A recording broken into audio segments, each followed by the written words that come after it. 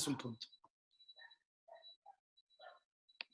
Pero va a dar muy buenos días a todos. Platíquenme de dónde se están conectando. Me da mucho gusto hoy llegar a esta 9ª semana, que obviamente ha sido desafiante, pero también sin duda muy enriquecedora. ¿No? Ya llevamos ahorita más de 130 personas, entonces seguramente en los próximos minutos se van a seguir conectando. Silvia, qué bueno que te nos conectas de Guadalajara. Mira, de Trinidad y Tobago, esa es nueva. De Irapuato, desde luego de Puebla, me da muchísimo gusto que nos acompañen todos los amigos y agentes de viajes de Puebla, de Monterrey, de la Ciudad de México. Prácticamente tenemos gente del norte, sur, este y oeste de este increíble país, algunos países latinoamericanos sin duda, y hoy vemos que también el Caribe, de Colima, qué bien, me da mucho gusto, los amigos de viajes Fraveo también, qué padre, de Ocotlán, Jalisco, de Ixtapas y Guatanejo, también. Y aquí seguimos. Y como les había platicado, toda la semana hice mucho hincapié que hoy les tenía una sorpresa muy clara y una sorpresa que hemos hablado. El patrimonio es importantísimo. Lo hemos visto en todos estos webinars que hoy llegamos al número 45. Mira, Luna de Madrid. También ya tenemos gente de Madrid que se nos conecta, de Morelia, de Querétaro, de Orizaba. Y gracias por acompañarnos a todos ustedes. Pero les he comentado que todos los destinos siempre hay una constante. Y la constante, si ven, es el patrimonio de la humanidad. Patrimonio de la humanidad. Nos decía Carlos McKinley que Ciudad de México tiene 4, que un posible quinto. Hay muchas cosas que hablan. Puebla tiene patrimonio de la humanidad. El centro histórico, cuando nos los platicaba en el estado, también decían del centro histórico. Tenemos también patrimonio de la humanidad mixto, se los he platicado muchísimo. Los dos que tienen México, sin duda, Calakmul y la biosfera de Tehuacán y Cuicatlán, que es parte de lo que tenemos que seguir viendo y tenemos que seguir trabajando. Saludo con muchísimo gusto a todos los amigos que tenemos. Cristi Vázquez, qué bueno que te conectas, me da mucho gusto. Ayer platicaba con ellos y le invitaba a esta plática, a los amigos de Oaxaca, a los amigos de Venezuela, que día a día los tenemos aquí conectados. También me da muchísimo gusto que se conecten de la A a la Z, Zacatecas presente, y siempre es muy importante que así vamos y que obviamente todos, créanme, que todos enriquecen este webinar, porque también cuando nos escriben, y hoy es un día de mucho escribirnos, hoy va a ser un día que sin duda al tener una experta como la que vamos a gozar hoy, tenemos que sacar las dudas de lo que es el patrimonio y entender el valor de lo que es para todos, y cómo también hay, y tenemos que tener como un compromiso, también nosotros, un compromiso muy claro de continuar con este patrimonio. Mira, de Santiago de Chile, qué bueno, de Torreón, qué padre que se nos están conectando también ya de varios, ya son varios los países de Latinoamérica, de repente era uno u otro, y sin duda muy importante que estén aquí, ¿no? De Cancún. Y es eso, hoy vamos a seguir dándole fuerza, vamos a seguir con este tema de capacitarnos, vamos a seguir trabajando en conjunto todos, para prepararnos para mañana, para seguirnos preparando para mañana. Ya saben que toda la campaña que hicimos, pues obviamente es una campaña de yo me quedo en casa y también me capacito hoy para poder mañana ser una mejor agente de viajes. El Estado de México, un estado obviamente extraordinario, también con mucho patrimonio de la humanidad. Y es eso, México es un país muy rico en tema de patrimonio, pero el mundo en sí creo que es lo importante, ¿no? De Cuernavaca, de Saltillo, también, hablaste, no, nos ha faltado hablar de Brasil. Brasil será uno de los destinos futuros, pero bueno, también me da mucho gusto que se nos conecten los amigos de Colombia y saben, me da hoy un grata alegría la plática que vamos a tener. Ya les voy a platicar un poquito más adelante y me voy a ir preparando para arrancar. Pero bueno, Ecatepec, qué bueno que también te juntas con nosotros, nos acompañas en estos webinars, que ya llevamos 45, como les había dicho. El tiempo se pasa volando, pero sin duda con todos ustedes y cada uno de ustedes lo hacemos muy contentos. No voy a empezar con la introducción. Si me permiten, me voy preparando.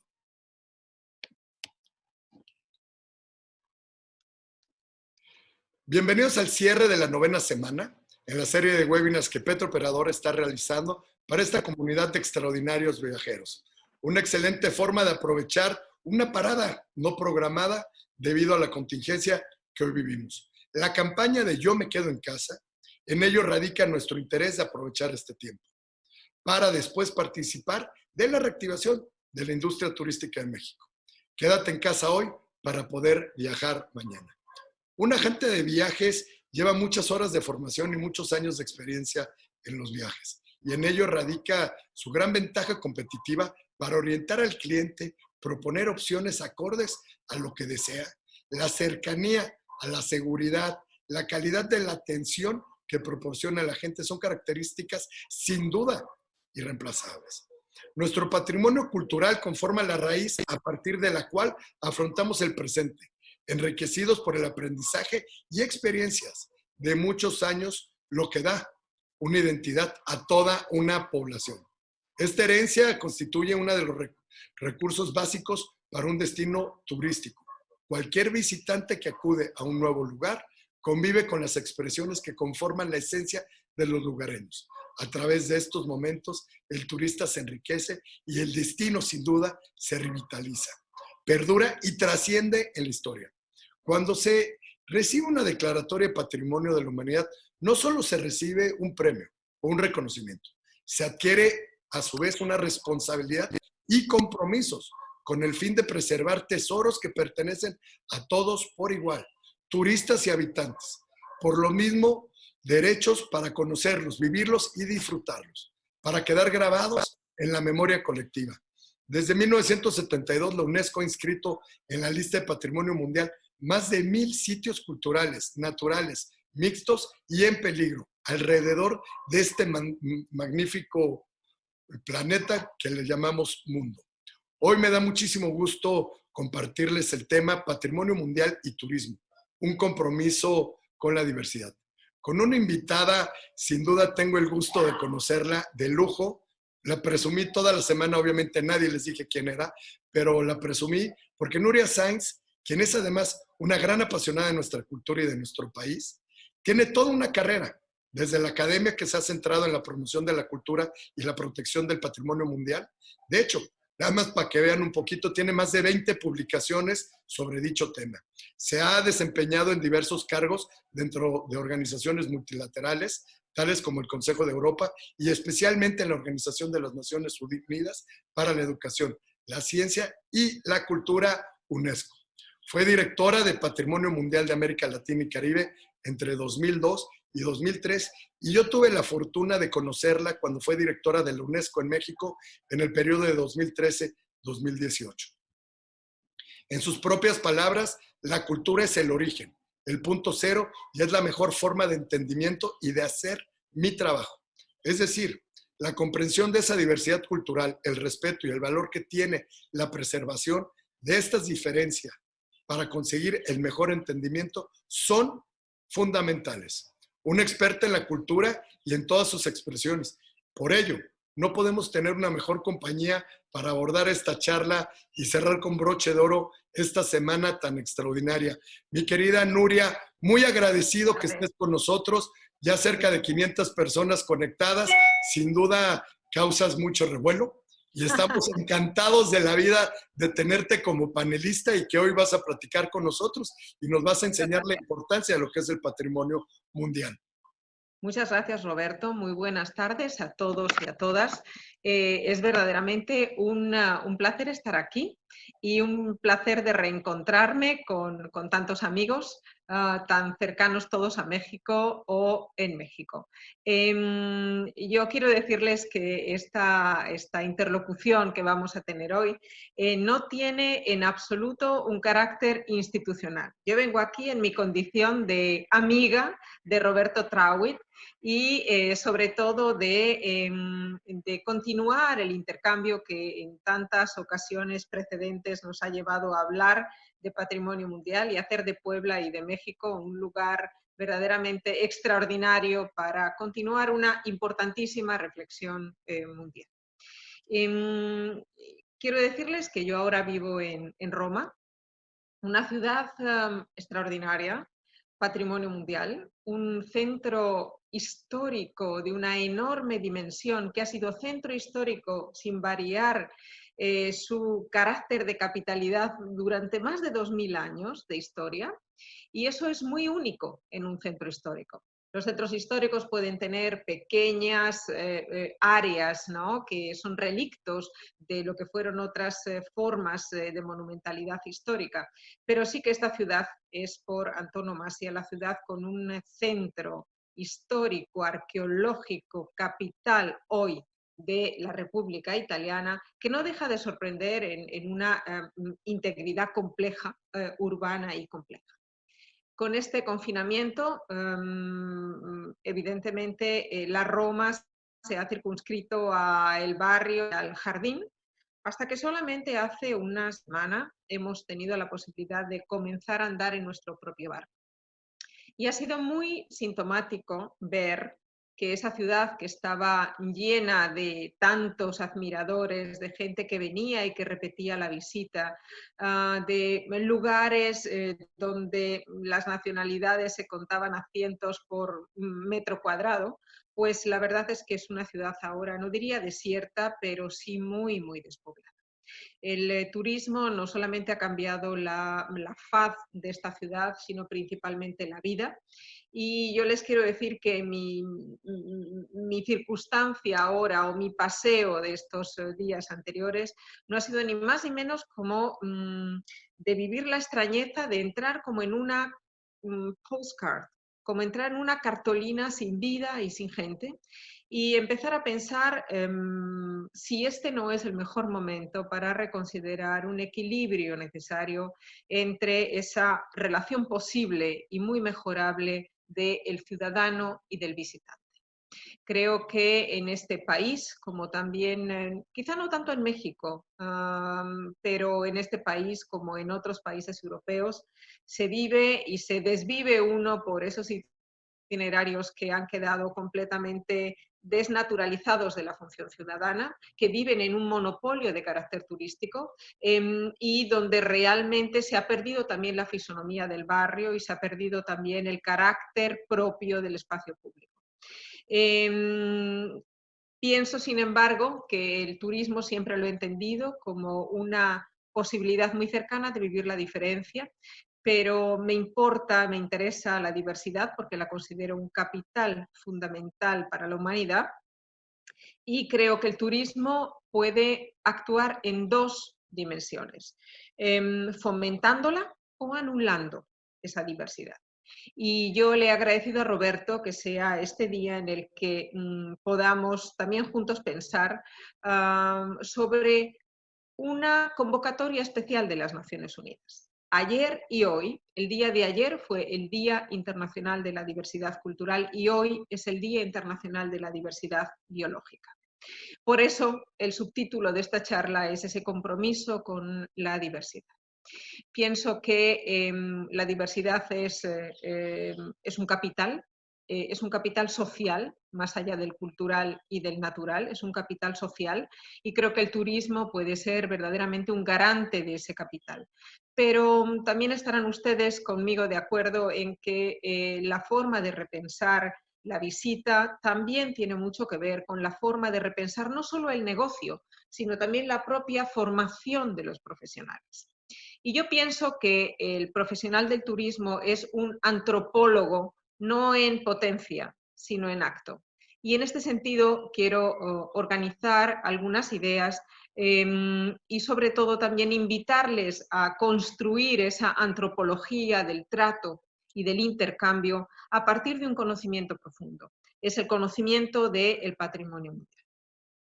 El patrimonio mundial, además de ser el buque insignia de una organización como la UNESCO, asume y resume muchísimas de las controversias, pero también grandes avances que ha tenido la cooperación internacional en materia de patrimonio cultural y natural. Y más allá de todo eso, en pensar un concepto fundamental y más que nada hoy en día, que es el de la universalidad. Hoy la pandemia es universal. Y quizá esto nos invite a pensar en aquello que va mucho más allá de nuestras fronteras, incluso de nuestro conocimiento, pero que implica una manera de estar juntos. Y en lo bueno y en lo malo, el patrimonio mundial siempre fue esa causa común defendida hasta hoy por 195 países. La cooperación internacional en el seno de la UNESCO se mueve a través de muchísimas convenciones, declaraciones, etcétera, etcétera. Pero lo más importante es que la Convención del Patrimonio Mundial, yo no les voy a mentir, para mí es la preferida. Quizá porque he trabajado en ella más de 16 años, quizá porque creo que es uno de los organismos y arquitecturas de derecho internacional público más bien pergeñadas, a pesar de sus defectos y de todo lo que es mejorable, pero también es una convención que después de ya casi va a hacer 50 años, es la que mejor ha sabido informar a los gobiernos, a los entes no gubernamentales, a los individuos sobre cómo hacer uso de unas reglamentaciones que sirven a todos. La Convención del Patrimonio Mundial, pocos lo sabrán probablemente, pero la Convención se inventa hace muchos años, partiendo de un principio que nace en la Casa Blanca y en la Casa Blanca del presidente Nixon. En un momento anterior ya se había discutido en los Estados Unidos la posibilidad, después de Yosemite y de todos estos grandes parques nacionales, de convocar a la opinión internacional y sobre todo a la que sería desde el año 1948 la Organización Mundial para la Defensa de la Naturaleza, de convocar y empezar a hacer una lista de 100 unidades de carácter natural. La primera idea del patrimonio mundial es norteamericana, absolutamente presidencial y tiene que ver con una especie de visión del mundo de la naturaleza superlativa.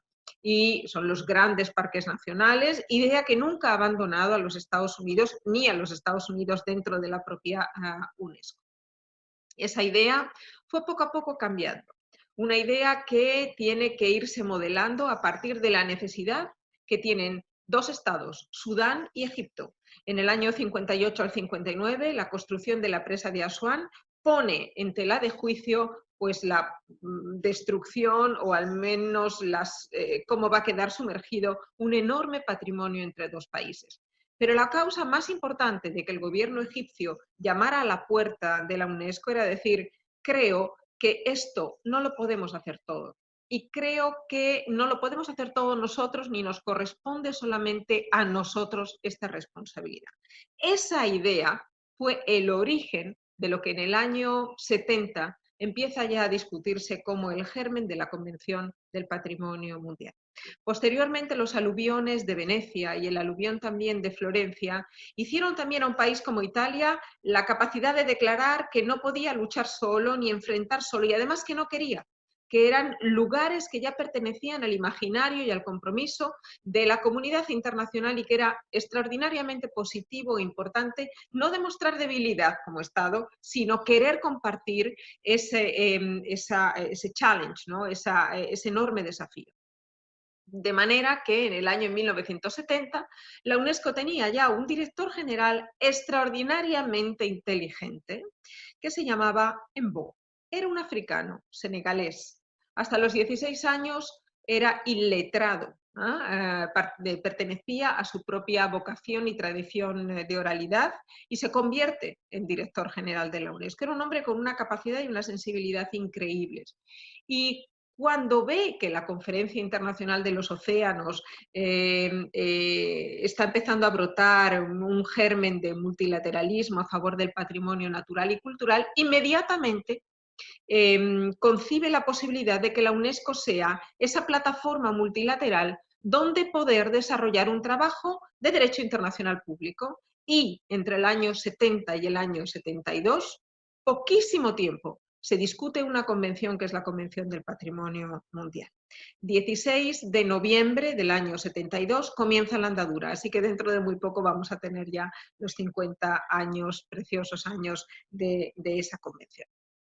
Buque insignia porque creo que nada hace conocer o reconocer más la labor de la UNESCO como ente de interés público para todos que esa convención. Es verdad que luego hay más de 7 convenciones culturales de la UNESCO importantes, el patrimonio intangible, la diversidad cultural, tantas otras que también desde los años 70, el tráfico ilícito, por la que México ha luchado de una manera extraordinaria, la Convención del Patrimonio Subacuático, en fin, tantas otras. Pero yo sí que considero basal, ¿no?, la Convención del Patrimonio Mundial, porque nos hizo rectificar en muchas cosas que evidentemente el paso de los años nos hacían ver que si no se ponían otra serie de mecanismos en operación y en acción, pues evidentemente no se podía asegurar la protección definitiva y la preservación para las comunidades futuras y para las décadas futuras.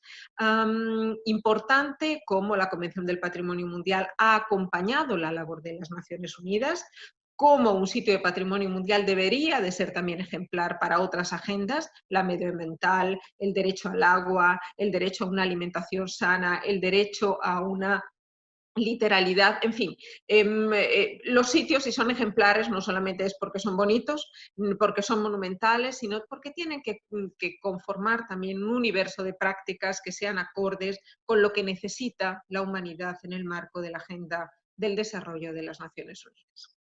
Con el correr de los años, la convención empieza a tomar rumbo y a ganar velocidad. Y hoy, más, como decía Roberto, hoy son 1.121 lugares los que están inscritos, una importante representación de países, algunas deudas. Yo diría que las deudas todavía son con países que por seguir bajo probablemente una nacionalidad de la cual forman parte, pero extraterritorialmente, digamos que no han sido compensados en la forma en la que los países conforman su lista nacional tentativa. Otra causa es, por ejemplo, entender que solamente en los últimos años ha habido una creciente participación de las comunidades indígenas en el proceso de generar una candidatura y, por lo tanto, de comprometerse a la defensa de los derechos, pero de acuerdo a que ellos ejerzan una libertad de expresión bien informada y de criterio respecto a cómo hacer una nominación. Otra probable deuda tiene que ver con una parte fundamental de la historia de la humanidad que no está bien representada, y eso es lo que hicimos con Roberto en el caso de Tehuacán-Cuitcatlán. La historia del hombre sobre la Tierra es como mínimo una historia de 3 millones de años, pero si uno ve cómo explicar el origen de la diversidad cultural, la verdad es que hay poquísimos sitios que correspondan al periodo del Pleistoceno, es decir, desde 3 millones de años o incluso un poco más hasta hace 10.000 años. Y justo el periodo de transición, cuando las sociedades se convierten en sociedades sedentarias, no estaba para nada tampoco representado en la lista. Y Tehuacán-Cuitcatlán era el lugar ideal, no solamente para ser inscrito como tal, ser inscrito con el desafío de sitio mixto. Solo hay 39 sitios mixtos, es menos del 0,28% de esos 1.000 y pico sitios son mixtos, es decir, aquellos que en un mundo tan antropizado casi son un milagro de poder declarar toda su grandeza y belleza, tanto desde el punto de vista cultural y natural, en el mismo momento. Y nos pusimos mano a la obra con mucha confianza, y es un sitio absolutamente extraordinario que muestra esa transición desde los cazadores-recolectores. No es un patrimonio monumental, es un patrimonio donde lo que es monumental es todo el conocimiento, no solo que ya existe, sino el que se puede seguir produciendo. Y esto es fundamental en un sitio de patrimonio mundial. Si ustedes piensan, o si los turistas, los visitantes piensan que cada uno de los sitios de patrimonio mundial debe de comportarse como un sitio arqueológico que se cierra por la noche y ahí se embalsama en el tiempo, esa es la idea más errónea de un lugar de patrimonio mundial. Un lugar de patrimonio mundial es aquel que tiene tantísimos valores que es capaz de seguir produciendo un conocimiento del cual no podemos prescindir. Y creo que esto es absolutamente fundamental. Otra de las deudas probablemente también que aún tenemos tiene que ver con con poder establecer unos sistemas de manejo más sustentables en algunos lugares. Por distintas causas y en distintos momentos he tenido que hacer más de 10 monitoreos reactivos al sitio de Machu Picchu. Machu Picchu es un lugar que no les tengo que explicar a ustedes las bellezas y las maravillas de ese lugar. Pero es evidente también que durante una zona de fechas, por lo menos aquella que me tocó a mí desarrollar, pues era un lugar que sufría y que adolecía no solamente de una acumulación de un determinado número de turistas en un determinado número de días, sino que además algunos de los planes de desarrollo podían afectar a los valores del sitio. Pero igual, si ustedes miran toda la bibliografía al uso y todos los documentos, que además son información pública fundamentales para entender la evolución de los sitios, pues ven que Katmandú es lo mismo, que la muralla china es lo mismo. Ojo, el patrimonio mundial chino tiene unos estándares a veces muy difíciles de hacer compatible con la vulnerabilidad de los sitios. Y es el único país del mundo, que ustedes lo entienden perfectamente, que recibe a veces millones y millones solo de turistas chinos. O sea, tiene esas altísimas cifras de turismo y principalmente es un turismo nacional, ¿no? Pero aún así son lugares que siempre pasan el análisis y la evaluación del comité porque realmente pueden estar afectados sus valores, su materialidad, su forma, su significación, su espiritualidad con el número de visitantes. La convención se mueve, es una gran máquina. Mis compañeros del Centro de Patrimonio Mundial son magníficos profesionales, tengo que decir, que están pendientes de cada uno de los sitios que les son adjudicados por región, que además muchos de ellos, como me pasó a mí, llevábamos también proyectos grandes de nominación que implicaban a muchísimos países, que también están implicados en proyectos de carácter temático. En fin, que el patrimonio mundial no es solamente una lista de los vencedores ni aquellos que merecen un reconocimiento, sino que es una enorme plataforma de cooperación internacional. Otra de las deudas que creo que es perfectamente saldable y que creo que es muy enriquecedora para ustedes y que para nosotros sería extraordinariamente importante contar con un aliado en cada uno de ustedes, como agencia, como tour operador, como prestador de servicios, como guía acompañante, todo aquel que no se considera especialista de patrimonio, pero que sí que forma parte de ese entendimiento y ese compromiso. El Centro de Patrimonio Mundial de la UNESCO, y yo me quedaría muy contenta de verdad si después de esta charla cada uno de ustedes pudiera hacer clic y entender todo ese entrenamiento de conocimiento y de informes que están a su disposición. Creo que el compromiso de un buen profesional del turismo con un sitio de patrimonio mundial es no banalizar los valores de aquello que ya es extraordinario, que es lo que se ve, porque lo que no se ve es aún más extraordinario. Y eso es lo que realmente es el capital de ese sitio y a lo que se debe de comprometer un turista, ¿no? Creo que el turista debe entender esa visita como algo excelso, como un gran momento de entretenimiento, pero también de compromiso. Entender que lo que está viendo lo compromete. Que compromete su actitud para visitar otros lugares, para intentar saber al final de la visita y cómo yo puedo contribuir también a este sitio. Esa es una forma de turismo ético que intenté durante cierto tiempo también desarrollar con la Organización Mundial del Turismo y que verdaderamente creo que todavía falta mucho que hacer en esta forma de compromiso ético entre el mundo del turismo y el mundo del patrimonio. Cuando uno clica, simplemente puede escribir en su buscador World Heritage Center, ustedes van a ver que hay muchísimas noticias. Hoy, por ejemplo, se anuncia el Día de la Diversidad Biológica y tantas otras cosas.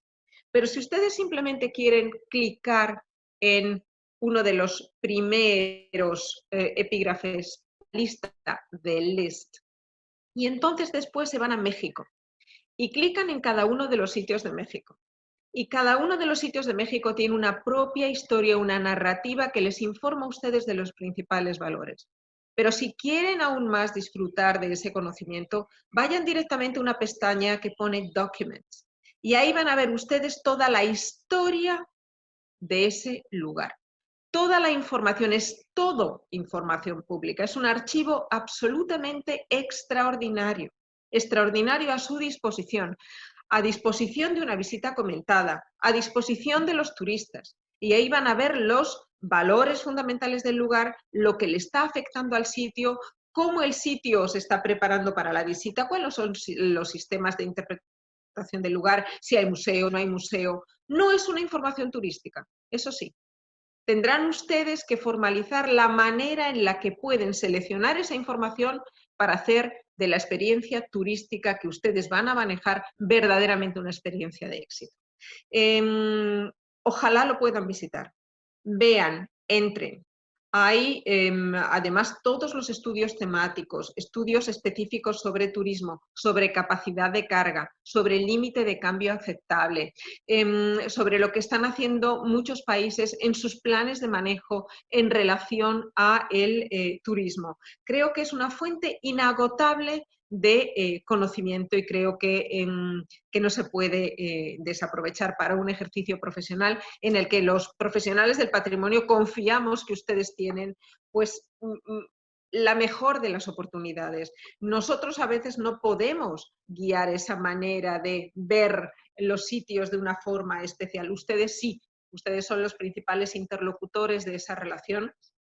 Por eso creo que deberíamos gestionar de una manera mucho más cercana cómo poner juntas todas las disciplinas y hacer evidentemente de la visita de un sitio de patrimonio mundial pues un momento único. Un momento verdaderamente importante como para guiar tantas cosas, entre ellas también nuestros hábitos, hábitos de consumo. ¿Qué es lo que puedo beber? ¿Qué es lo que no puedo beber? ¿Cómo están organizados los baños de los sitios mayas? ¿Qué es lo que verdaderamente no me puedo llevar del sitio?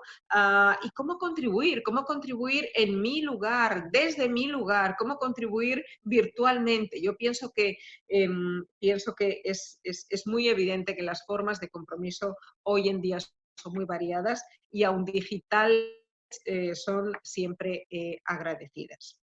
El Comité de Patrimonio Mundial está constituido por 21 países. 21 países que se van eligiendo y van rotando de esos 195 estados y México siempre ha hecho un papel verdaderamente excelso. En el patrimonio cultural, en el mixto, en el natural. Además, el compromiso de México va mucho más allá de la inserción de sitios en la lista. Se comprometen en las discusiones temáticas, avanzan en las comisiones técnicas desde la reconstrucción y el riesgo por todo aquello que ha ocurrido evidentemente y desgraciadamente en México, pero también es muy importante el compromiso de los profesionales mexicanos con algunos lugares. Por ejemplo, la relación entre la Convención del Patrimonio Mundial y la Convención del Subacuático. Creo que los profesionales mexicanos no solamente han dado las pautas para generar un conocimiento, una doctrina y una aplicabilidad de las convenciones, sino sobre todo también para enseñarnos de un modo extraordinariamente generoso cómo se hacían esas cosas en México, invitar a expertos mundiales a México y que eso verdaderamente tenga un espíritu de colaboración y de crecimiento conjunto, colectivo. México, por otra parte, tengo que decirles que en Zacatecas contribuimos desde hace muchos años a poder establecer un centro de categoría 2 de la UNESCO que tiene una voluntad internacional, pero que depende del Estado mexicano y tiene su sede en Zacatecas y quiere dedicarse al patrimonio mundial y a su gestión, tanto en los sitios mexicanos, América Central y también el Caribe de habla hispana. Ha sido también una labor muy importante y también de muchos años. Otra de las cuestiones que creo que sí es de el interés de la comunidad turística es la manera en la que ustedes pueden también contribuir a apoyar la labor de los profesionales que gestionan los sitios de patrimonio mundial. Un gestor de un sitio de patrimonio mundial cada 5 años tiene que preparar un informe periódico. Un informe periódico donde hay una parte específica que tiene que ver con el turismo. Pónganse a trabajar con ellos. que se cree una buena conciliación, que se puedan obtener cifras, porque es muy importante valorar cuantitativa y cualitativamente la experiencia del turista. Solo así vamos a crecer ustedes y nosotros. Y siempre en beneficio para el sitio, que es de lo que se trata. Creo también que el patrimonio mundial inspira lo transnacional, inspira la manera en la que se puede construir una visión plural de la historia, y me parece a mí que cada uno de los sitios a los que ustedes vayan siempre puede encontrar una forma de relación con otros lugares. Y sería bonito que cuando, por ejemplo, ustedes vayan a un sitio como el Vizcaíno, ¿no? Piensen que esa ballena, que esas ballenas estacionales durante un cierto número de meses, son aquellas que también han visitado ya otros sitios de patrimonio mundial. Que los sitios de patrimonio mundial son capaces de conectar fenómenos absolutamente únicos en el mundo. Mariposa monarca, sin duda, es uno de ellos. Evidentemente, también cuando ustedes se pongan a ver el camino real de tierra adentro, piensen también en los caminos laicos, piensen también en todo el itinerario de la Ruta de la Seda, porque son lugares inspiradores, porque son proyectos colectivos que pueden marcar una forma de relación en la que el turista sienta que verdaderamente forma parte de una historia mucho más grande, y por eso pienso que sí que hay mucha práctica antropológica en lo que ustedes hacen. Y para mí eso es una gran confianza. El Comité de Patrimonio Mundial, como yo quiero que esto sea un intercambio y no sea un monólogo, quiero terminar diciendo que este año no se sabe todavía cuándo va a reunirse el Comité de Patrimonio Mundial, pero porque la sesión iba a tener lugar en China y además, bueno, ya imaginan ustedes cómo todavía Francia en cuarentena o siguiendo unas fases ordenadas de salida del confinamiento, también así toda Europa, los viajes, en fin. Lo que ocurre es que la labor no cesa. Independientemente de que se elijan o no se elijan sitios de patrimonio mundial este año, pues se elegirán cuando llegue el momento, pero hay una enorme labor. Yo sí que les quiero decir que es una enorme comunidad de interés, desde los patrimonios modernos a los sistemas lagunares y de manglares, pasando por los fondos abisales, teniendo en cuenta los grandes retos de las grandes áreas tropicales. Y les digo una cosa, no hay un solo país como México. Y lo digo de corazón, de sentimiento, pero también de conocimiento. Creo que la diversidad mexicana hace de la lista del patrimonio mundial en México pues esa gran baraja de oportunidades para explorar todas las posibilidades de todos los patrimonios. Si ustedes piensan en ballenas, pero piensan en la selva tropical de Calakmul, en Tehuacán, Cuitcatlán, en Paquimé, en fin. Yo es que no encuentro que haya esa enorme variedad, ¿no? Variedad de culturas con una amplitud de fechas enormes, variedad también de posibilidades de combinatoria, paisajes culturales como el agave, en fin. ¿Qué les puedo decir? Yo siempre he sido una enamorada de México y cuando me ha tocado hacer ese trabajo del día a día, pues he tenido la oportunidad de conocer mucho más y la verdad es infinito. Y la lista tentativa de México tendrá, no sé cuántos lugares tendrá ahora, 20 o 30, pero puede tener 300. ¿No? Pienso que son patrimonios además donde uno vive profundamente la diversidad. Y quiero acabar diciéndoles una cosa que a mí me ha hecho en estos días volver a pensar muchísimo en México. Quiero mostrarles una cosa.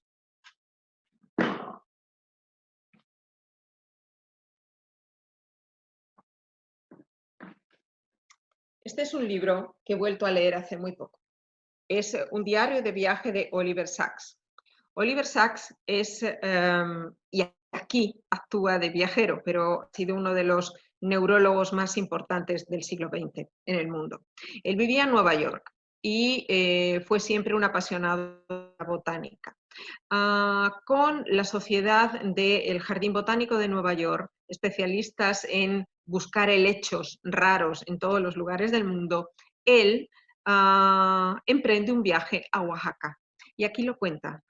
Es del 2002, no es de hace 50 años.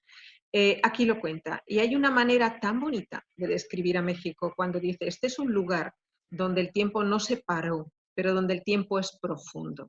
Esa conexión entre todas esas culturas y ese mundo que está también ahí vivo y que hace que cualquier arqueología sea antropología y no al contrario, eso es México. Y creo que esa es la gran especialidad mexicana y la mejor fortaleza para la lista del Patrimonio Mundial. La contribución de México sigue siendo fundamental. Por eso pienso que es bien importante que cualquiera que pueda ser nuestra predisposición para ayudarles, para intentar mejorar el sistema de intercambio y sobre todo también para depositar en ustedes, ¿por qué no decirlo?,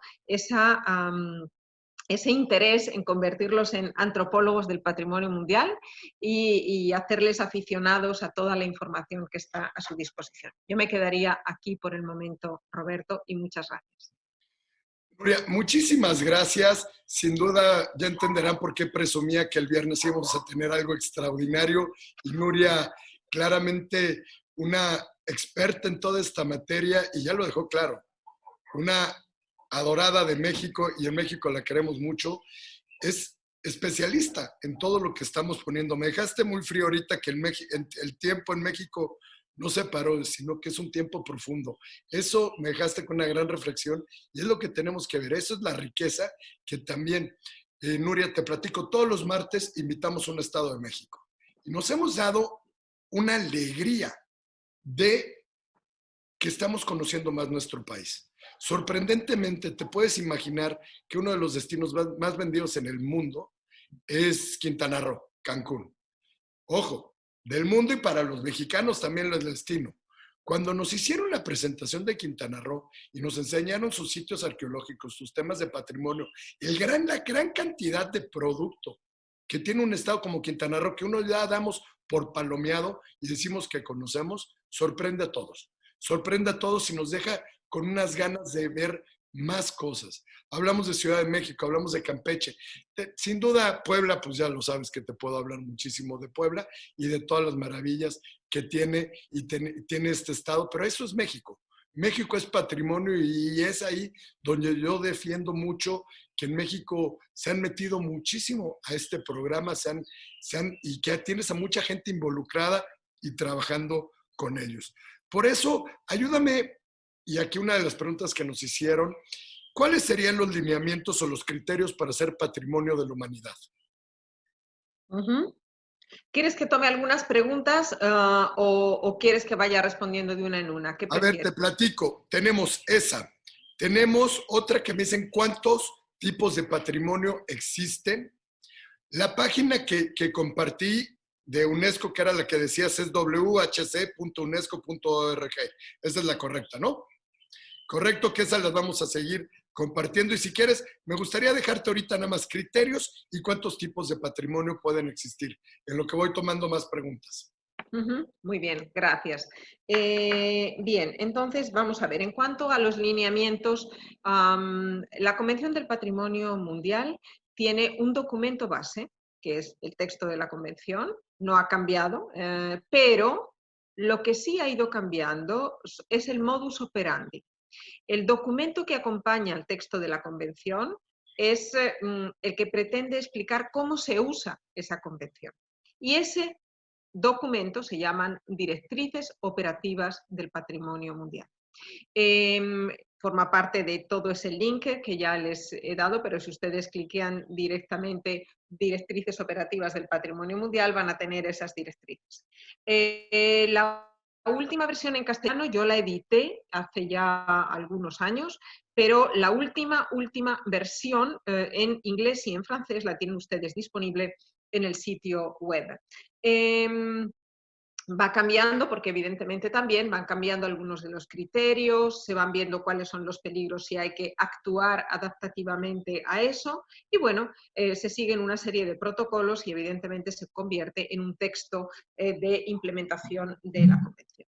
Los lineamientos son prolijos, perfectamente abordables, pero significa que el procedimiento para inscribir un sitio en la lista del Patrimonio Mundial tiene también que ver con un exhaustivo análisis de sus valores. Cada uno de los sitios que entra a formar parte de la lista tiene que defenderse justificando su valor universal excepcional. Este valor universal excepcional necesita ser justificado a través de 10 criterios. Unos son culturales, otros son naturales y depende del carácter del sitio, la combinatoria hace que lo que se ha elegido como absolutamente único y más significativo pues quede totalmente justificado. Los sitios además tienen que tener un análisis comparativo. Todos sabemos, ¿no?, que la Alhambra de Granada, que está aquí detrás, ¿no?, es única, o que evidentemente el Monte Albán es absolutamente único, pero lo tenemos que comparar y tiene que haber unas características de análisis donde se vea, se haga ver al comité que es un lugar absolutamente único con una serie de variables de análisis, bien porque tiene un magnífico estado de conservación, pero además responde a una cantidad de siglos importantes, porque tiene las únicas pinturas, si no recuerdo mal, donde tú estás ahora mismo, esa foto de ahí detrás. En una de las paredes de esa torre hay una pintura absolutamente extraordinaria. En esa torre es donde celebra Carlos V los desposorios con Isabel de Portugal. Y es justo el momento de los acontecimientos históricos, son acontecimientos históricos de la batalla de Lepanto, etcétera, etcétera, etcétera, están ahí. O sea, además ese lugar es un documento extraordinario para la historia. Todo eso son características que van haciendo ese carácter único de esos patrimonios, que tienen que ser comparados. Por ejemplo, ¿con qué se compara Monte Albán? ¿Dónde están los sitios zapotecas? ¿Con qué se compara Teotihuacán? ¿Dónde están los lugares mesoamericanos? En fin, ¿con qué se compara Calakmul? Pues evidentemente se compara con Palenque, ¿no? Hay que ir comparando con todos esos patrimonios. El sitio para ser inscrito tiene que tener, yo diría, tres cuestiones básicas, además de las que ya he dicho. Una, que toda la superficie que se inscribe en la lista del Patrimonio Mundial sea una propiedad protegida nacionalmente por ley. Otra de las cuestiones importantes es que evidentemente el lugar para ser inscrito tiene que tener un plan de manejo, que debe de prever desde el momento de la inscripción como mínimo aproximadamente 4 o 5 años de actividad y tiene que tener, por supuesto, un plan de conservación. El comité tiene que estar absolutamente seguro de que cuando el sitio se inscribe las condiciones están dadas para que verdaderamente el sitio pueda estar bien conservado y que tiene los medios técnicos, institucionales, financieros para poder abordar su conservación integrada. Yo diría que estos son los elementos fundamentales y tiene que, por supuesto, también respetar el informe periódico, es decir, ir informando al comité de todo aquello que vaya sucediendo de acuerdo a una serie de parámetros bastante completos. Estos son los lineamientos generales. Ya verán que son 200 páginas de un montón de cosas, pero en vez de ir a los lineamientos solo, les aconsejo que miren también un documento de inscripción, un documento de nominación, y ahí verán cómo los estados expresan el carácter, las cualidades, los valores y todos los sistemas del modus operandi del sitio. Eso en cuanto a lo que tiene que ver como lineamientos. En cuanto a lo que tiene que ver con los tipos de patrimonio. La Convención del Patrimonio Mundial tiene una tipología que podría parecer limitada, es decir, culturales, naturales y mixtos, pero la verdad es que después, en el caso de los culturales, puede haber distintas tipologías. Un patrimonio cultural puede ser un centro histórico, puede ser un sitio arqueológico, puede ser un paisaje cultural. Esto es importante. Desde el año 1992 la Convención identifica los paisajes culturales como una tipología importante. Pero también puede haber otros que tienen el carácter de ser un itinerario cultural, es decir, una unificación, una articulación de sitios que forman parte de una sola nominación en principio. Entonces, estos son los patrimonios que evidentemente forman parte de la tipología elegible dentro de la lista de patrimonio mundial. Perfecto. Oye, a ver, Nuria, me salen otros temas.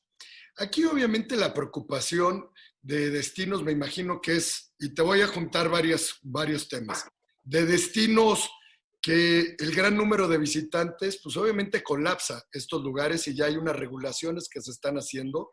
Lamentablemente no, hoy el mundo es mundo y ha crecido.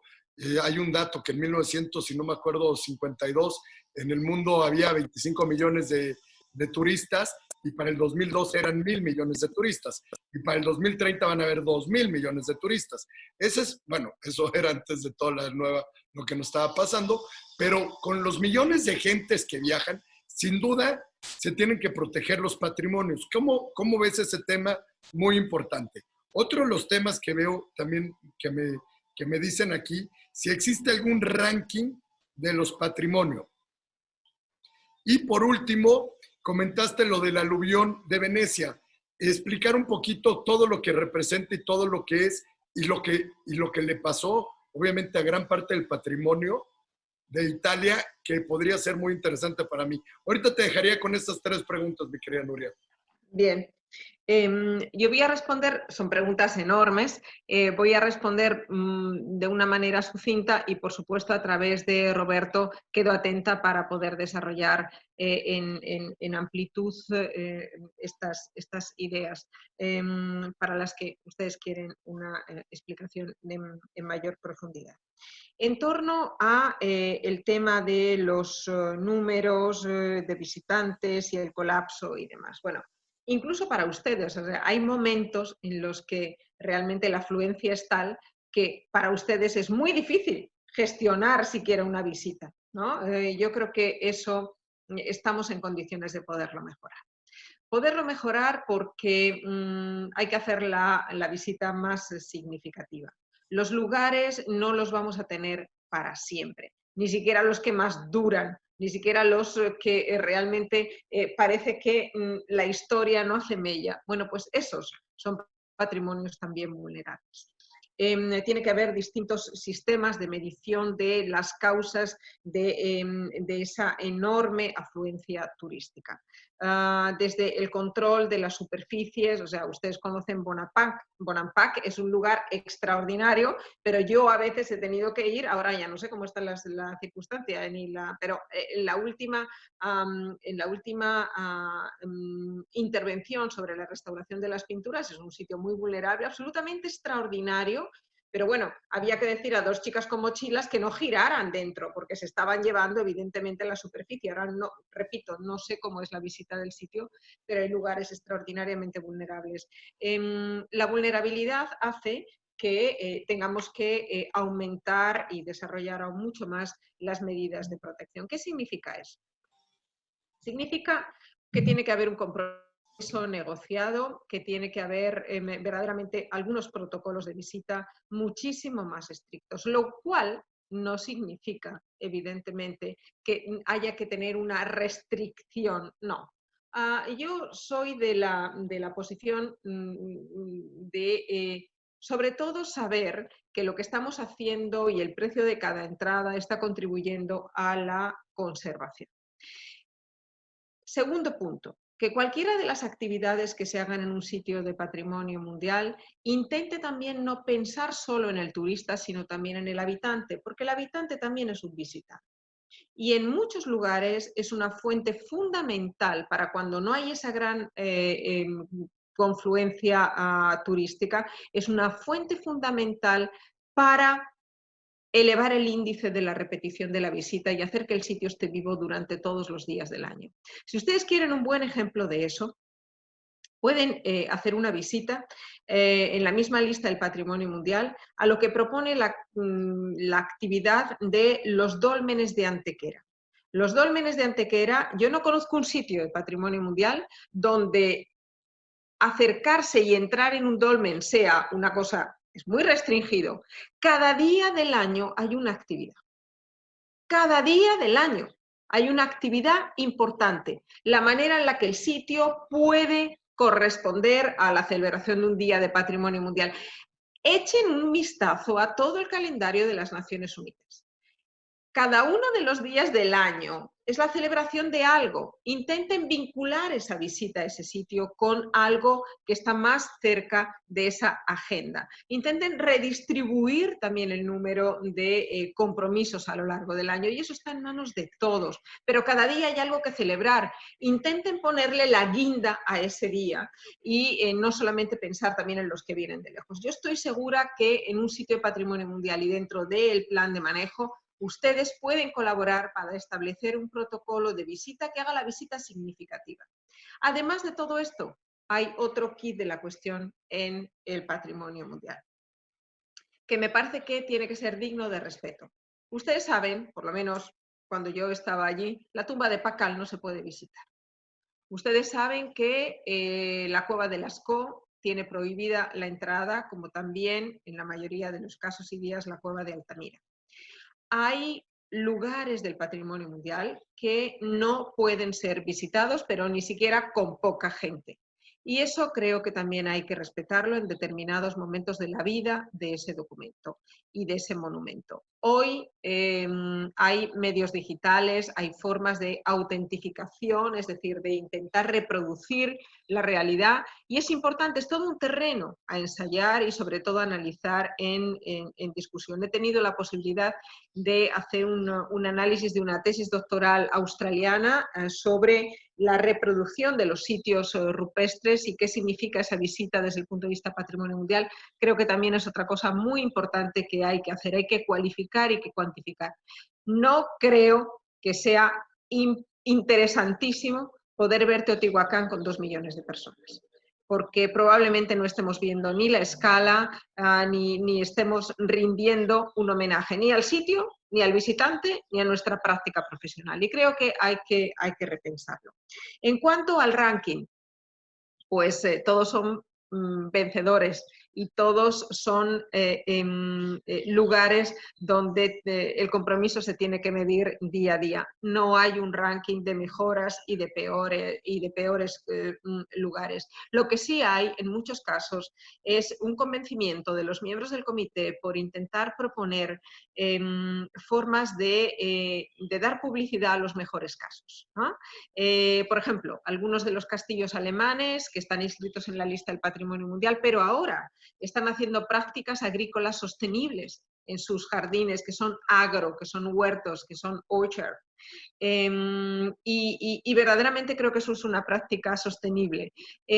Ustedes tienen que ver también, evidentemente, con el paisaje cultural del agave, con tantos otros, es decir, aquello a lo que realmente podemos identificar como buena práctica, que se conozca en el mundo y que además de ir a un sitio bonito, pues es que ese sitio está contribuyendo a la agenda del desarrollo de las Naciones Unidas. Creo que eso es extraordinariamente importante. En cuanto a Venecia, bueno, Venecia es un lugar absolutamente único, ¿no? Venecia es uno de los primeros lugares que en este país sufre de la pandemia, porque si ustedes se dan cuenta lo que significa el carnaval en Venecia, Venecia está siempre inundada, ¿no? Venecia ha perdido todo su carácter de ciudad.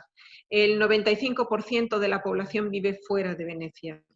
El carnaval que queda completamente descolorido y después de todo esto una Venecia que nos llegan hoy fotos y parecen fotos absolutamente de mentira. Porque además de que no hay turistas es que no hay ciudadanos, porque los ciudadanos ya se fueron de Venecia. Es un impacto muy, muy extraordinario, primero porque uno ve aún más la belleza excelsa de esa ciudad, porque Venecia empieza a recuperar toda la capacidad de convertirse en un parque natural, porque está dentro de una laguna. Y ahora mismo es evidente que las fotografías de Venecia tienen más pájaros que nunca, los canales no solamente están más saneados, sino que tienen más peces que nunca. Evidentemente hay un reencuentro con el patrimonio natural de Venecia, con ese estar insertado en la laguna. Venecia estaba sufriendo extraordinariamente. Venecia ha estado a punto de entrar en la lista en peligro este mismo año y probablemente muchas de las personas que conocen bien Venecia han pensado que no era oportuno no meterla en la lista en peligro. Porque la lista en peligro no solamente es acusatoria. La lista en peligro es la que dice a la comunidad internacional que es el momento de estar más atentos que nunca de lo que le está pasando a Venecia. Venecia se hunde, esto es muy claro, pero es evidente que ver a buques que son como grandes rascacielos de la ciudad de Manhattan, en vez de en vertical, en horizontal, que son esos grandes transatlánticos que entran casi hasta el centro histórico y que deforman completamente la escala de la ciudad, pues es evidente que el impacto no está solamente en ese impacto físico, está en el impacto funcional. Venecia cambia en los recorridos de cuando un turista se baja, hacia dónde puede ir, en el tiempo que le dan hasta dónde puede andar, y eso modifica completamente toda su itinerancia. Entonces, esto es un sufrimiento importantísimo para la ciudad. La ciudad ha sufrido tanto el colapso que en algunos momentos no se puede caminar. No se puede caminar. Ya es una imposibilidad física, ¿no? Ya no es que no veo bien algo, ya no es que tengo que hacer cola para entrar al Duomo, ya no, es que no puedo ni siquiera andar, o sea, es que es un riesgo no tener la mínima espacialidad para poder mantener una mínima seguridad física entre los viandantes, ¿no? Entonces, esto también se ha convertido en un gran problema. ¿Hay que salvar Venecia? Pues pongamos un calendario de actuación muy distinto, subamos los precios en algunas cosas, sí, y ¿por qué no? Hay que intervenir en el patrimonio, hay que rescindir esa idea de que el patrimonio no cuesta porque el patrimonio no vale. El patrimonio vale y el patrimonio cuesta. Y es imposible sostener a Venecia. Es imposible sostener a Venecia en estas condiciones. Así que yo creo que la comunidad internacional está ahora muy comprometida por saber qué es lo que va a pasar con la nueva sistemación de los balances del acuífero. Los compañeros de la oficina de la UNESCO en Venecia están trabajando. UNESCO tiene una oficina en Venecia que, si bien no es solo para Venecia, pero sí que es evidente que siguen con rigor el estado de conservación del sitio, pues Venecia es uno de los modelos que nos tiene que hacer repensar, ¿no? Que una pandemia ha evidenciado que tampoco hay vida propia, ¿no? Y que creo que es necesario ese balance que comentaba desde el principio entre visitante y habitante. Y lo mismo pasa con todas las grandes ciudades del peregrinaje. Miren Jerusalén. No, miren, no lo sé, cualquier otra, piensen en Guadalupe, no lo sé, o sea, realmente sí que se necesita otra forma de hacer balance y que sea un balance cívico, que la gente entienda que no es posible, porque, bueno, para algo tiene que servir el final de la frase, ¿no? Que sea patrimonio de todos, pues si es de todos vamos a protegerlo entre todos, no hay por qué seguir aprovechándolo de una manera insostenible. Gracias, Nuria. Aquí me comentan una cosa que les quiero decir. Justamente este año hicimos algo, pero hoy me vas a dar una idea para el próximo año, mi querida Nuria. En los folletos que sacamos de viajes de Petra, y sobre todo los de Europa, en la parte de hasta atrás pusimos toda la liga de los eventos más importantes que cruzan en Europa en cada diferente zona. ¿Por qué? Porque también entendíamos que si te puedes atravesar, te voy a hablar de temas deportivos, ¿no? Traía culturales porque traía a los españoles de cultura, pero en temas deportivos, si el circuito iba a pasar por París cuando tiene Roland Garros, pues a ver en qué salidas puedes pasar y puedes estar en Roland Garros en París, porque como bien sabes, tenemos salidas que pasan en todo el tiempo. Entonces, bien importante, y voy a meter el próximo año los eventos que aparezca de la UNESCO, porque sí puede ser bien importante y estoy convencido, y por eso los pusimos este año. Es un factor para definir más el viaje. Si tú agarras y sabes que vas a ir a Venecia tal día y va a haber ese lugar, sin duda, señores, para todos los agentes de viajes, puede ser un dato para que les ayude a vender más el destino y le digan a sus pasajeros, oigan, aparte de que vas a ir en este viaje, el día que tocas a Venecia te toca esto, el día que tocas Florencia te toca esto, el día que tocas Roma te toca esto, sin duda enriquece muchísimo el viaje. Yo, mi querida Nuria, hemos hecho nosotros y hemos trabajado muchos aspectos en base de capacitación y de cursos. Te dejaría ahorita esta pregunta: ¿qué cursos pueden o dónde se pueden ver cursos que tenga la UNESCO de manejo de visitantes, cursos de manejo de destinos o en base de eso? También comentaban un tema de recursos, que si la UNESCO da recursos a los estados o municipios. No, hay concursos, y ahorita Nuria lo va a platicar, hay concursos que tienen que participar la ciudad y ganarse este beneficio. A ver, señores, el patrimonio en el mundo es increíble. No hay dinero para salvar todo. Lamentablemente no hay dinero para salvar todo, aunque nos rompa el corazón. Por eso hay que cuidarlo y hay que cuidarlo nosotros para que no les tengan que meter dinero y dinero y dinero. Obviamente te ponen cosas de vandalismo y todo eso. Pues es lamentable que alguien que hace un tema de vandalismo a un destino y a un tema de historia, de cultura, arquitectónico, pues sin duda no estoy contento con eso. Y también te diría, hay temas y hay zonas arqueológicas que me decían que no necesariamente, que ellos dicen que son de la UNESCO y que no aparecen en el mapa. ¿Eso puede suceder? No. Gracias. A ver, si quieres te dejo con estas y ahorita seguimos. Bien, bueno, en cuanto a la formación, hay algunas cátedras, hay una de Patrimonio y Turismo Cultural en Argentina, si no recuerdo mal. Hay algunas, consulten la página web sobre turismo porque hay un programa específico de la UNESCO, pueden echar un vistazo a la página, pero también todo lo que les interese está por construir. O sea, ni más ni menos que la Secretaría de Turismo se ponga a desarrollar un acuerdo con la UNESCO y siempre hemos estado dispuestos a formalizar una currícula para desarrollar algo muy propositivo que es una profesionalización entre el patrimonio y el turismo. Yo creo que eso todavía está por hacer y creo que es bien importante ponerse a desarrollarlo. Yo creo que para la UNESCO sería pues siempre un beneficio y sobre todo estarían muy por la labor. Es verdad que yo creo que esa currícula sí que se tiene que hacer.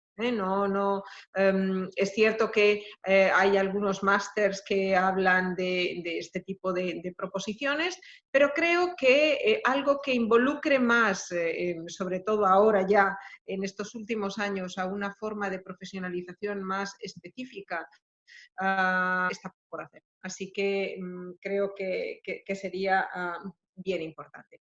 En cuanto a lo que comentabas yo creo que hay que mirar muy bien cada uno de los sitios. En realidad, si tienen tantos valores es porque son polisémicos y por lo tanto pueden apuntarle a tantos temas, a tantas celebraciones, a juntar su experiencia con lo que pasa en la vida de la ciudad, en la vida del país, con acontecimientos de todo tipo. Creo que es importante y creo que es muy enriquecedor poder buscar ese enganche con la vida real, ¿no?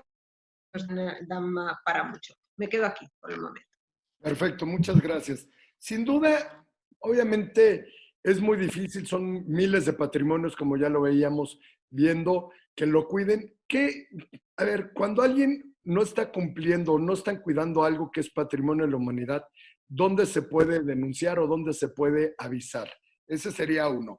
Me comentan, obviamente, de un lugar que es mágico, no sé si te tocó irlo a ver, Nuria Cuatro Ciénegas. A mí me pareció, a ver, algo extraordinario, y con la pena les voy a decir algo.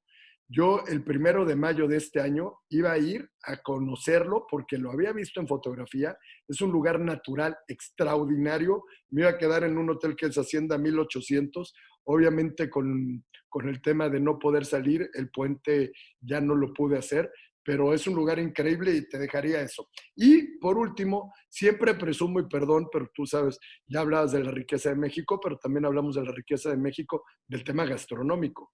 Y sabemos que México es el primer lugar que tiene el título de gastronomía en el mundo. ¿Qué tan difícil fue eso y cuál sería, cómo lo ves? Obviamente yo defiendo algunas gastronomías más que otras, o creo que unas son más importantes que otras porque te dan más conceptos o te dan más estructuras. Pero bueno, aquí te lo platico eso. Pues respuestas breves también para temas muy, muy amplios. El comité está siempre vigilante. El Comité de Patrimonio Mundial se reúne una vez al año y los órganos consultivos del comité van organizando sus evaluaciones del estado de conservación de los sitios, que mandan al Centro de Patrimonio Mundial. El comité la revisa, opina y la decisión del comité es la que figura después en las actas año con año y es evidentemente la que designa los sitios que no están bien conservados y que tienen que ir a la lista en peligro, los sitios que estaban en la lista en peligro y que han sido evidentemente intervenidos y que cuentan ya con un estado mucho más favorable, y evidentemente también toda una serie de informes sobre cosas que quedaron pendientes, que hay que hacer. El comité critica, pero también felicita los casos evidentemente que han hecho avanzar la mejora, una mejoría considerable en los valores por los que los sitios son escritos.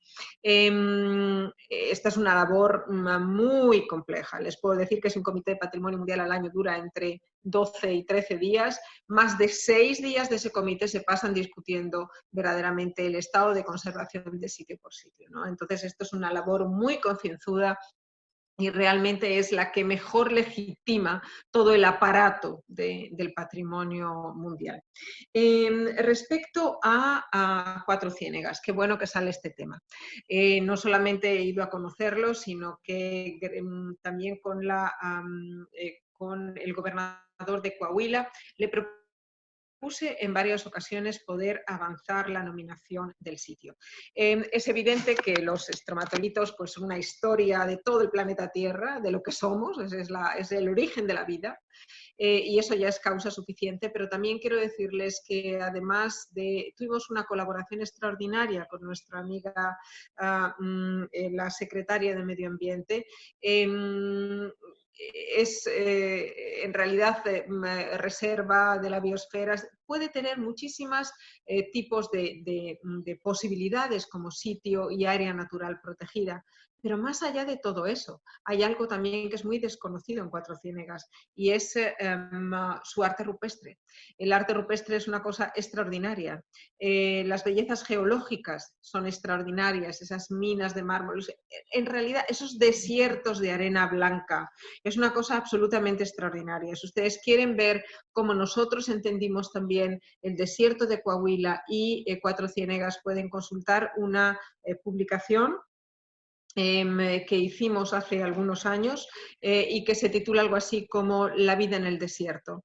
Y la verdad es que fue un momento muy bonito para pensar ese desierto de Coahuila, ese desierto realmente rico en recursos.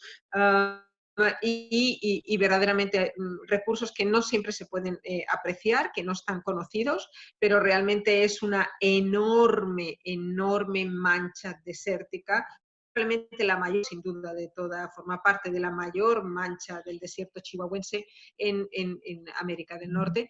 Es un lugar absolutamente extraordinario, las variedades de cactáceas son increíbles, pero también todo lo que significa el sacar un aprovechamiento sistemático y tradicional de la vida en el desierto. Así que creo que Cuatro Ciénegas es un lugar extraordinario.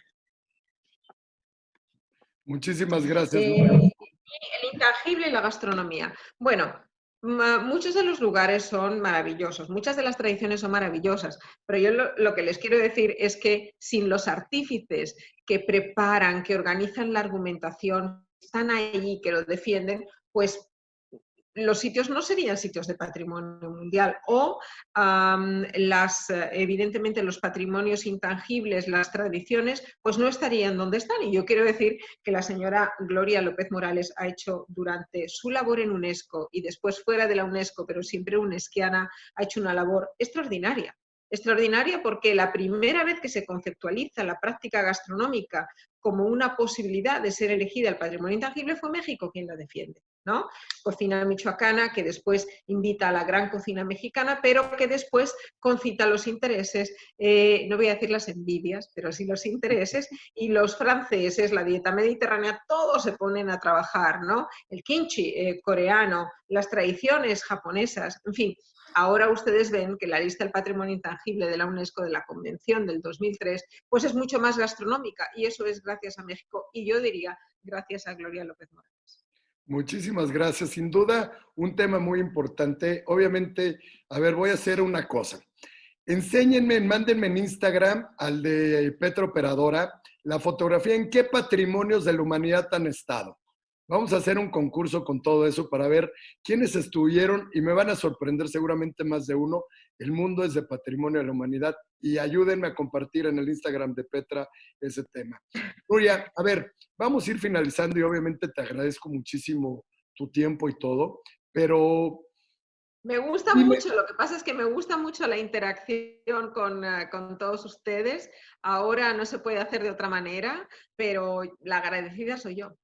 no, y felices, felices que una experta como tú, te juro que cuando me confirmaste que participaste, me alegrabas. Yo no estoy avisando, hasta el día anterior aviso quién es el siguiente participante. ¿Por qué? Porque hago ese como dinámica para que vayan generando. Pero toda la semana les fui diciendo, prepárense al viernes, y sin duda es un viernes extraordinario que nos has dejado con una alegría muy, muy importante. Y te voy a hacer una pregunta muy difícil, Nuria. Dame tu top 3 de patrimonio. ¡Ay! Depende del día. Yo cada día tengo un trío diferente. Bueno, esta es una de las cuestiones que siempre ante los O periodistas... déjanos lugares para que pensemos a viajar y que pensemos decir, este lugar en particular no se lo pueden perder nadie en esta vida. O hacer un viaje a este o hacer un viaje a este. De México y del mundo. Yo te voy a decir 3, no tengo ninguna duda con eso, pero también a lo mejor un ejercicio bonito es que cada uno de ustedes piensen y localicen dónde está el más cercano a ustedes y dónde está el más lejano. Y y esa también es verdaderamente el arte del patrimonio mundial. Pues miren, yo quiero decirles que para mí hay esos 3, o en los 3 de hoy, voy a decir así, en los 3 de hoy. Hablamos antes de Palenque, ¿verdad? Bueno, pues Palenque es uno de ellos.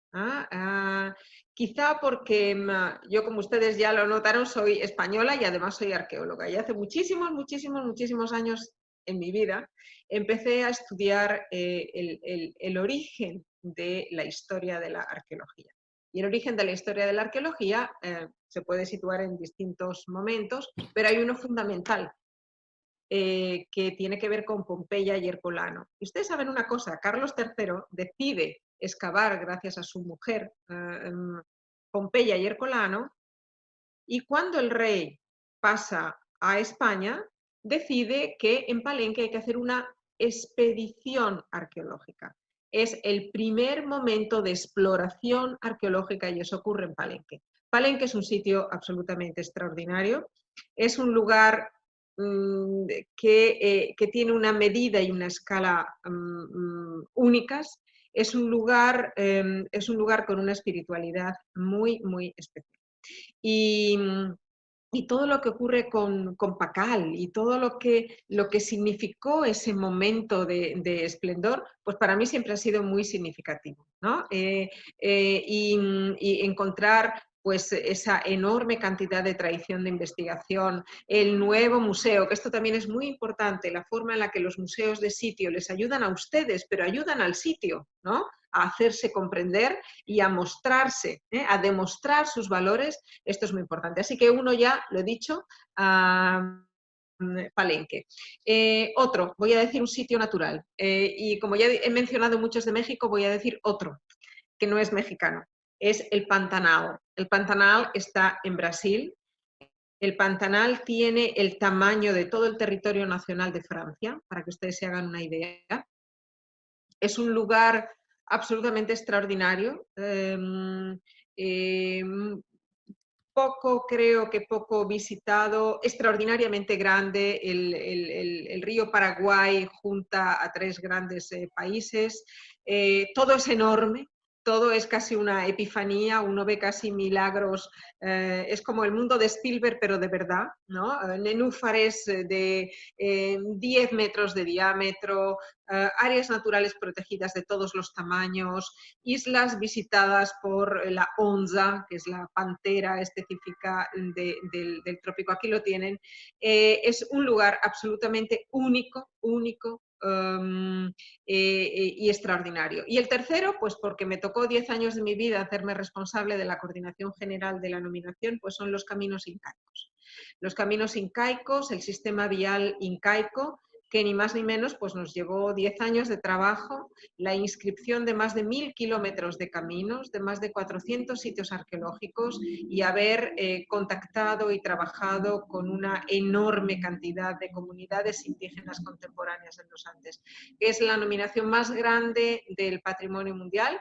Y yo quiero decir que para mí es pues uno de los proyectos más importantes de la UNESCO, más importantes del siglo XXI, y creo que por ahí va. Va en hacer que la Convención del Patrimonio Mundial sea capaz de crecer, pero en comunidad, juntando cosas. Y bueno, me has pedido 3 y yo te contesto con 3. A ver, y 3 que me has dejado sorprendida, ¿eh? Me has dejado sorprendido. Me gustó también lo que nos estás dejando de tarea, ver cuál es el más cercano y el más lejano. De repente, recordemos que ahorita hemos visto que el turismo se va a reactivar de entrada, el turismo nacional. ¿Por qué no aprovechamos? Aprovechamos, hagamos una lista de cuáles son los de México y empezamos a visitar los de México. Visitamos los de México y veamos. O sea, creo que ahí tenemos un gran pretexto. Aquí nos dejó una tarea, creo que increíble para lograrle hacerla, mi querida Nuria. Muy contento, Nuria, muy contento, sin duda. Siempre una experta, siempre nos dejas temas importantísimos. Había muchas preguntas que me hacían de temas, pero también entrando en un tema político y ahí preferí no hacerlas porque este es un foro de capacitación donde estamos tratando de aprender más y que aprendiéramos la importancia de lo que es el patrimonio de la humanidad, el patrimonio de la humanidad mixto, ver cómo la artesanía, la gastronomía, la arquitectura, la naturaleza, todo es un todo.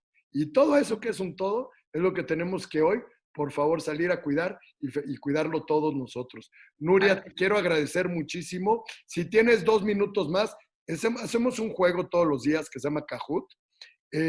Son preguntas de patrimonio y vamos a ver qué salió. Y yo, obviamente, Nuria tiene sus preferidos, pero yo, mi biosfera de Tehuacán, Cuicatlán, patrimonio mixto, es muy importante. ¿Y qué voy a regalar? Voy a regalar 2 noches de alojamiento en Tehuacán. Eso. 2 noches de alojamiento en Tehuacán porque tienen que ir a ver la biosfera. Y les voy a regalar la visita de la biosfera el día sábado. Regalo el fin de semana y la visita al que gane este Kahoot del día de hoy. Por favor, Arturo, ayúdame a ponerlo para que se empiecen a inscribir. Y ve, Nuria, es eso. O sea, lo que buscábamos, como te comentaba, era platicar. Viste gente, todas las preguntas fueron las que te hicimos, las que nos hicieron todos los agentes de viajes conectados, todo lo que estaban aquí, el gran interés que tenemos por la cultura, por el patrimonio, que es importantísimo, que es importantísimo y que sin duda se tiene que hacer y se tiene que seguir, ya está, perdón, se tiene que seguir cuidando. A mí lo más interesante que me gusta de esto es eso, seguir cuidando la importancia. Me dejaste frío cuando hablabas del alambre y obviamente en honor a mi querida Nuria, obviamente me puse algo de uno de los lugares que más me gustan de España, en honor a España y obviamente a Nuria, pero la Alhambra es un lugar increíble, y hablaba de que cómo ese lugar es hoy un lugar importantísimo en la historia. Hablé el otro día cuando estuvimos en Puebla del Códice de Huaquechula. ¿Te acordarás de ese códice extraordinario que obviamente... ¿Cómo no? Es maravilloso. Es más, hace como 2 días, reorganizando también cosas, encontré una copia y lo tengo aquí para que en el momento que abran el sitio de marcar, yo lo voy a marcar porque es que me gusta muchísimo. Es que es una belleza, vayan a verlo, es un milagro, es algo maravilloso, porque es un entre culturas, ¿no? No es una inscripción, pero casi. No es un desarrollo figurativo, es otra cosa. Es una relación entre dos mundos de concepción pictórica, lingüística, diferentes. Es una cosa maravillosa, vayan a verlo.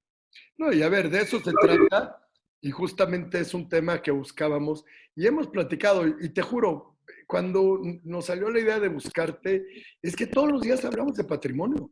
Todos los destinos del mundo hablamos de patrimonio, hablamos de Japón, Japón tiene patrimonio, hablamos de Colombia, tiene patrimonio. O sea, todo destino de punta a punta, hay lugares que se están cuidando y se están llevando con esto de patrimonio. Sin duda, el trabajo que hizo la UNESCO es increíble y que gente tan profesional como tú ha llevado a que muchísima gente apasionados de viajar y de la cultura podamos seguir apreciando todo esto. Yo siempre digo, y se ríen, porque ya me hablan de un museo y digo, ay, de mis favoritos. Ya tengo muchos favoritos. O sea, yo decía de mi top 3, pero ya no puedo decir mi top 3, ya tengo que decir de mis favoritos, porque todos los museos son cápsulas del tiempo. Y eso es igual que estos espacios que realmente te hacen vivir y volver a viajar. ¿No crees, Nuria? Claro que sí.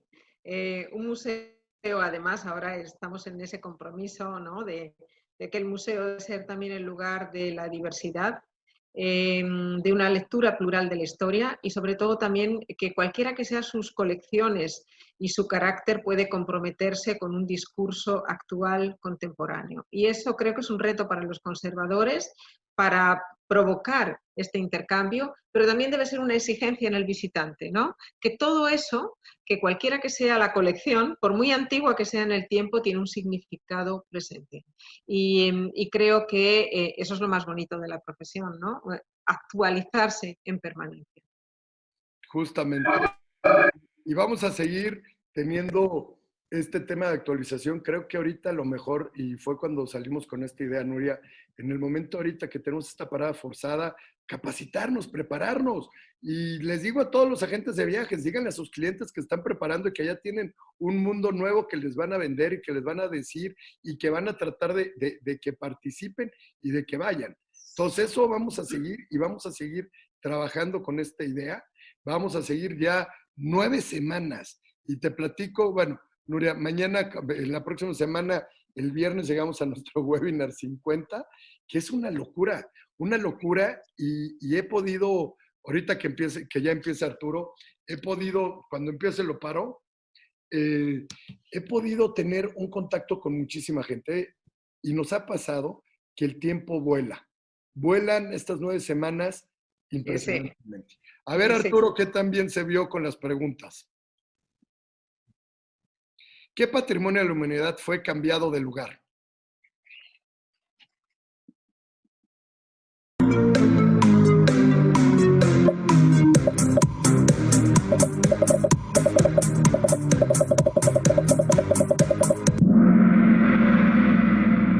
Muy bien, y muy importante lo que se hizo aquí. Ya lo comentaba Nuria en Egipto. A ver cómo va la tabla de posiciones. Ania, Nadia y SPM. Vamos a la siguiente, Arturo. Las comunidades indígenas no son clave para el fomento del desarrollo del patrimonio.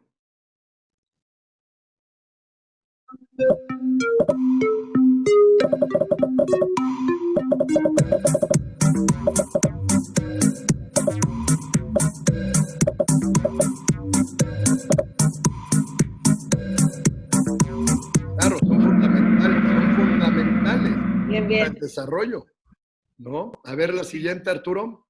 ¿Cómo va la tabla? Ania, Nadia y Sandro. Vamos a la siguiente. ¿Es un patrimonio de la humanidad mixto en México?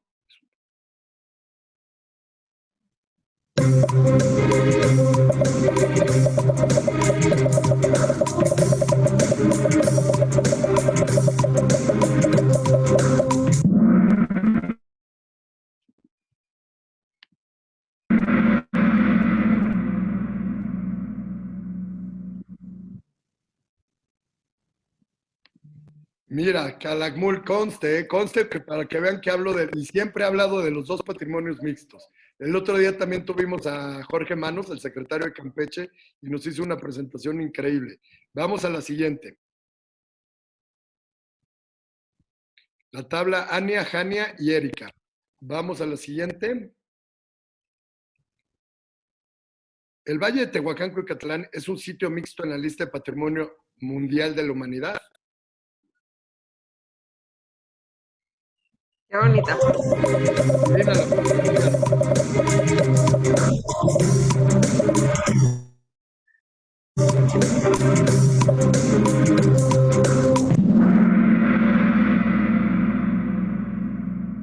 La siguiente, a ver la tabla. Luis Agenbeck, que es un apasionado de fotografía, es el que nos comparte muchas de sus fotografías, porque obviamente es amante de la biosfera y amante de Tehuacán. Ania, Erika y Renis. Vamos a la siguiente. ¿Qué animal podemos observar en la Reserva de la Biosfera El Vizcaíno, Patrimonio de la Humanidad?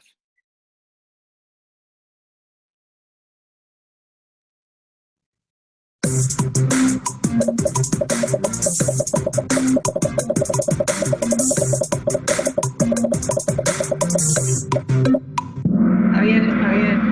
Muy bien, ¿eh? Ahí le pusieron para tener ahí una duda, ¿no? A ver, pásale a la siguiente, por favor. La tabla, Ania, Erika y Quetzali. Vamos a la siguiente. ¿Cuántos patrimonios de la humanidad se encuentran inscritos?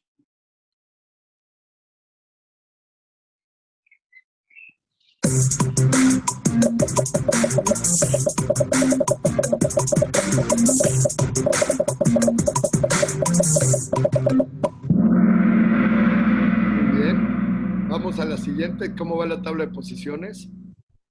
Ania, Maribel y Gabriela. Vamos a la siguiente. ¿Cuántos tipos de patrimonio existen?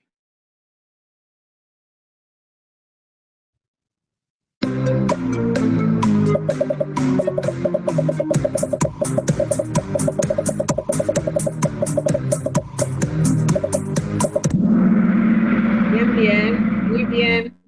Pusieron mucha atención, Nuria, para que veas. Sí, sí, sí. A ver, ¿cuál es la siguiente?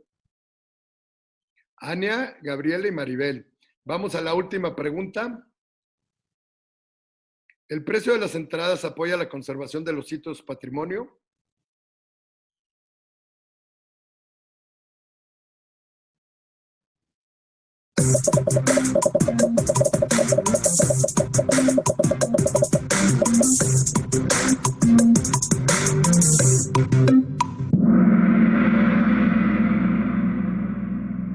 Correcto. Y a ver cómo queda en la tabla final.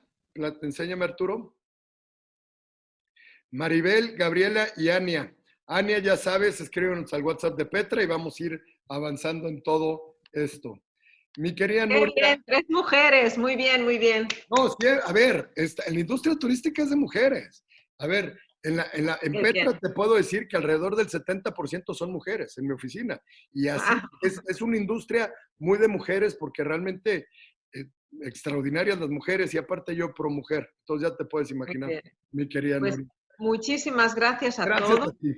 Les deseo pues muchos éxitos profesionales y muchísima salud a ustedes y a sus familias. Y bueno, pues una pronta recuperación y viva México y todos los países que nos están escuchando. Un beso muy grande hasta Roma. Gracias, Nuria, por participar, por Muchas estar con gracias, nosotros en un espacio tan Roberto. increíble como el que estuviste hoy. Y el lunes los veo con British Columbia, otro destino extraordinario que seguramente todos ustedes van a estar encantados. Sí, sí. Gracias. Sí. Un abrazo a todos. Gracias, Roberto. Hasta pronto. Chao, chao, chao.